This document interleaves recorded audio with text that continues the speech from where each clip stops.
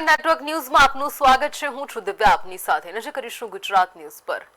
નવસારી બાદ બિલીમોરાના સુપ્રસિદ્ધ સોમનાથ મહાદેવ મંદિરે ગુજરાતના આદિજાતિ કલ્યાણ મંત્રી નરેશ પટેલની ઉપસ્થિતિમાં ભવ્ય મહાઆરતીનું આયોજન કરવામાં આવ્યું।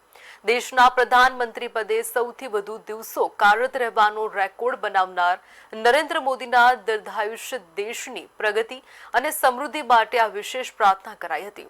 આ પ્રસંગે મંદિર પરિષદમાં દીવાઓ પ્રગટાવીને પીએમ મોદીના કાર્યકાળના 4399 દિવસની સંખ્યા અંકિત કરવામાં આવી હતી અને દીવાઓ દ્વારા નમો લખીને અનોખી શુભેચ્છા પાઠવવામાં આવી, જેનાથી સમગ્ર પરિસર જય સોમનાથના નાદ સાથે ભક્તિમય બન્યું હતું।